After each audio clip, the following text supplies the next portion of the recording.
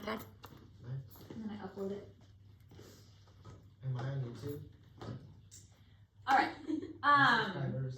So we have been learning about like the basics of classification, prokaryotic versus eukaryotic, and now we're going to get into classification a little bit more.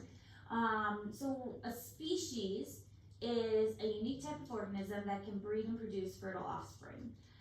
Now, a species is, the exact definition is it has to produce fertile offspring. So you've got you can have two organisms that are kind of close and then they can make an offspring, but if the offspring itself cannot produce offspring, then the parents weren't a species. So really there's a couple examples that make sense. For instance, dogs. Dogs can interbreed willy-nilly and you can get mutts. And these mutts, usually the mutts are the ones that make the best pets. But you can breed, like I have a Great Dane and I have a little mixed dog. And they're both girls, but if one was a girl and one was a boy, they could mate. You can breed a Great Dane and a Chihuahua in theory. Now the mechanics of it probably wouldn't work, but the genetics of it would work because they're both the same species. Now, an example of something that is not the same species, if you breed a horse and a donkey together, what do you get? A mule. You get a mule. If you breed a mule and a mule together, you do not make baby mules because mules are sterile and mules cannot have offspring. The only way you can get a mule is if you breed a horse and a donkey together. That's the only way you can get mules. A mule and a mule breeding together do not make mules. They cannot have babies because a horse and a donkey are two different species. So they cannot produce fertile offspring. They're two different species, and so a mule is sterile. So that's really the difference here. A species has to be able to produce fertile offspring. Taxonomy is the science of naming and classifying organisms. And the creation of a scientific name is using a genus and a species to create a scientific name. So Homo sapien is our scientific name. And the correct way to write a scientific name, which will be on your test, it'll ask you how to write a scientific name correctly, is using the genus and the species. It's called binomial nomenclature. So humans, of course, as I was saying, this marker is dead. My markers are dying.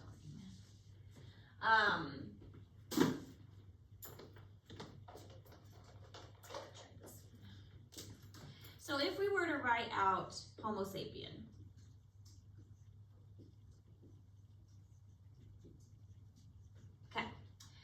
this first one, the Homo, that is the genus. And then sapien is the species. To write out the scientific name correctly, we have to capitalize the H in the genus, and then the rest of the words are lowercase. But there's also another step to make it written correctly. If you're writing it out like I wrote it on the board, you'd have to underline it. So underlining it if you write it out. However, if it's typed out like it is here, then you put it in italics. So underlining it if you're writing it, putting it in italics if it is typed out. And the first letter of the genus is capital and everything else is in lowercase. That's how to correctly write a scientific name. Now every living organism, plant, animal, bacteria, whatever, everything that has been identified has a scientific name. And it's got the genus and the species that make up the scientific name. This is a really important concept in science because it helps to prevent confusion in the animal kingdom. And it's called binomial nomenclature because bi for two, so two names.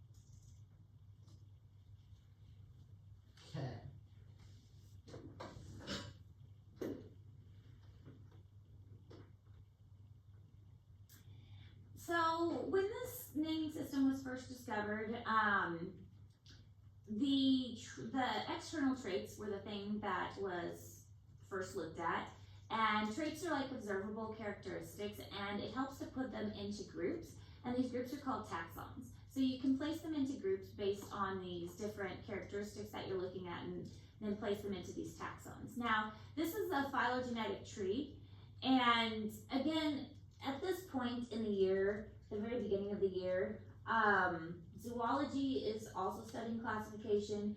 You guys are doing classification. My classes at State Fair are learning classification. So honestly, I forget, like, did I say this to you guys or did I say it to them? I get confused. So if I'm repeating myself, I'm sorry.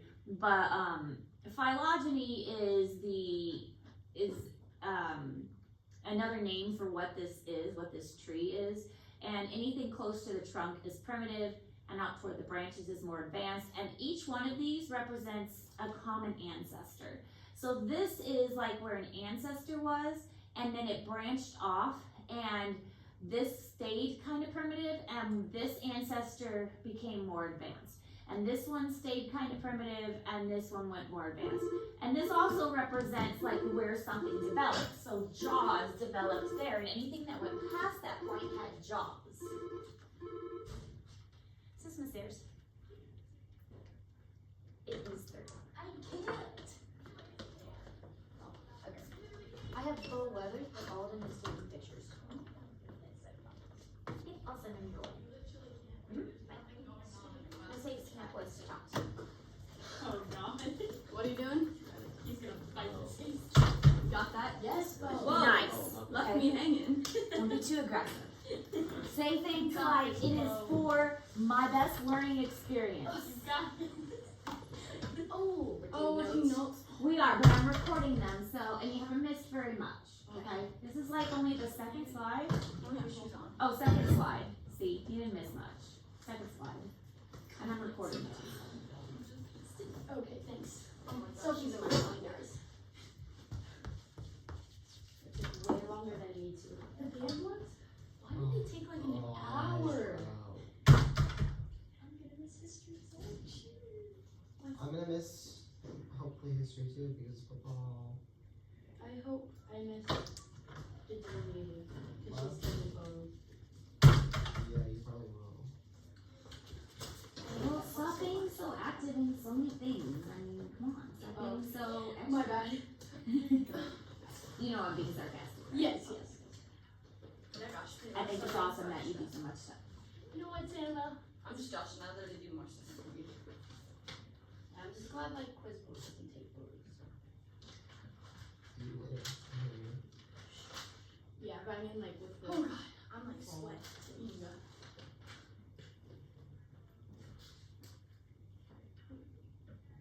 Are eukaryotes the ones that have a membrane bound nucleus, or is it prokaryotes? That's prokaryote. No, eukaryote. Sorry. Eukaryotes have a membrane-bound nucleus. What if I just steal Bo's Chromebook and type it over? He's fine. Oh, thank you. So anywhere you see kind of one of these lines, that means that something new developed. And so claws and nails came after this. So anything before this did not have claws and nails. But anything after this little mark did have claws and nails. So if they found a fossil that had claws and nails, they would know, oh, it had to be something that came after this mark. So we can fit it into this phylogenetic tree after this. If it had lungs, it would have to be after this little mark, because it's all of these things came after this, like the lungs came after this. Anything before this did not have lungs. They probably had gills or some other way of breathing. So that's why these trees are very helpful with organizing the creatures, because you can help determine when different traits actually developed. So feathers are unique to birds, and we can't put feathers here because obviously these creatures didn't have feathers. So feathers kind of got their own mark on this branch of the tree. Cute. Oh, 1 second. I'll have like a word stuff.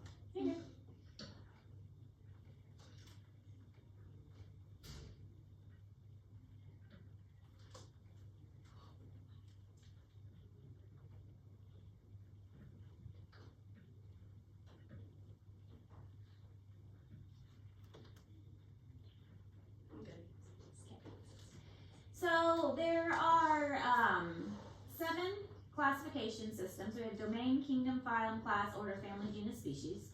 And I think there's 7. 1, 2, 3, 4, 5, 6, 7, 8. Sorry, there's 8. Can't count today. Domain is a fairly recent one. And I actually looked up in my other class because I wondered when domain was added. And we learned that domain was added back in 1990. So that's what, 35 years ago?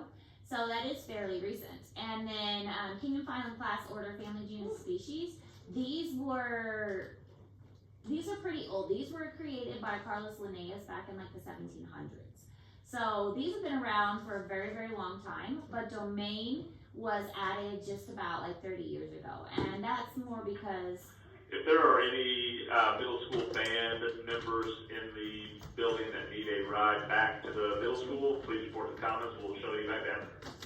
And that's because the domains were more of a, like, remember that was like the looking at the nucleus and stuff. So that wasn't until we had the abilities of fancy microscopes to determine what the nucleus looked like. So once we developed those fancy microscopes, we could look more into that. So domains are broad, species are specific. This is in Google Classroom. So the levels of classification, we can narrow it down. And domain eukarya, that includes everything from like plants to animals, fungus. And then if we were trying to figure out what a cat was, as the cat is Felis domesticus. Harley, can someone check the bathroom? I think I might have left my other uniform in there. Like, what? I think I might have left my other gray uniform in the bathroom. Because I don't know where, I don't have it. Golf uniform? Yeah. Okay. Okay. I can glance for you, but I gotta go check in. Okay. I got one. But then kingdom is kingdom Animalia, and phylum, you're going down even further.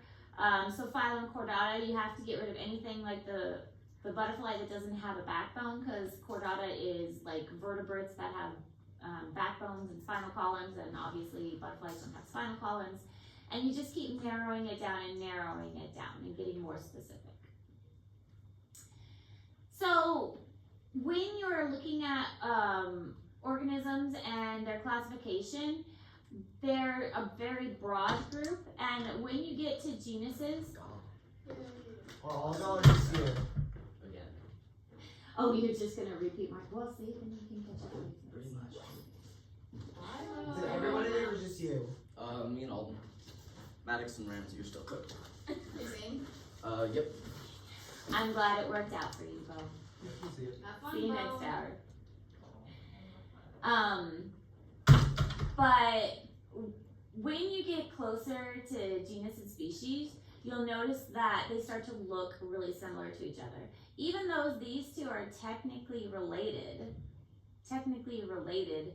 there's not much appearance that's the same between this and this. But when these are getting close to the same genus, they are looking a lot more similar. So that's kind of what this is representing, is that the more similar they're getting to the genus and the species, the more they're gonna look alike too.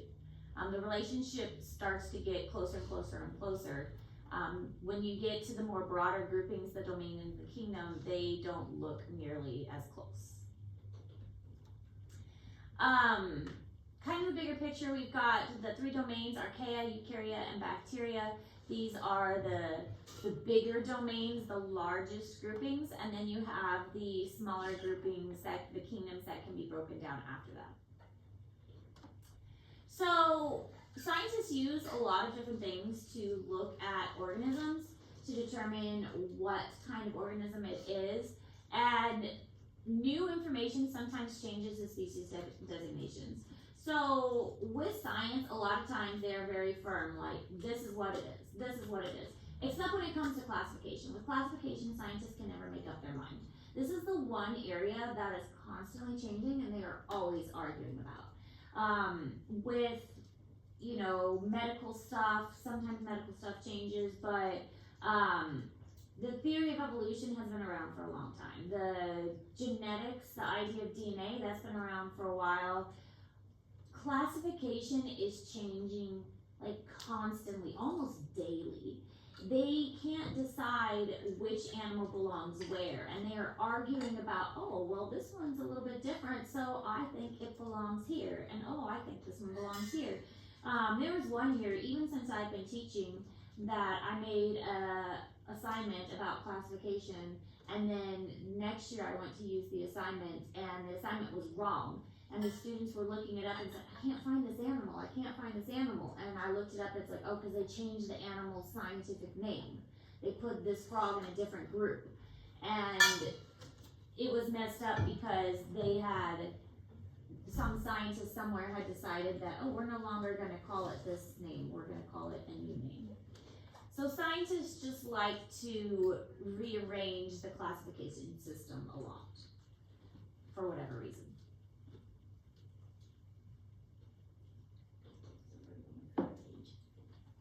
Today?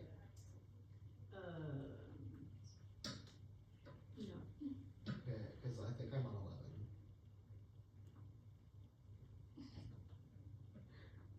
Okay. The only thing that is different on mine is that it includes saving, which took up like 3 pages, so technically I have like 8. But oh, and I also have all the pictures on my thing. Now, this is interesting because it looks like these two would be the same species. And it looks like these two would be the same species. But it's actually incorrect. These are the same species and these are the same species. Their So- antennas look, well, like their faces look similar on the bottom. Yeah. But if you were a scientist out in the field and you saw these, you're like, oh, look, you just glanced at them, you would just automatically think at first glance, oh, these are the same. Yeah. And these are the same. But when looking at them on a microscopic level, on a DNA level, you would then find out that, oh, no, actually, these are similar and these are similar. So it's an interesting thing that, and it's no wonder that the classification is constantly getting messed up. See, look, we finished. Now, though, we're going to start a new assignment. So, Sammy's due this week. Our new assignment is going to be due. We've released high school boys football to get changed and head to the gym for pictures. If you get changed, go ahead and have a seat with pictures. Bye, peeps. We're going to do our new assignment. Let me stop the recording first, though.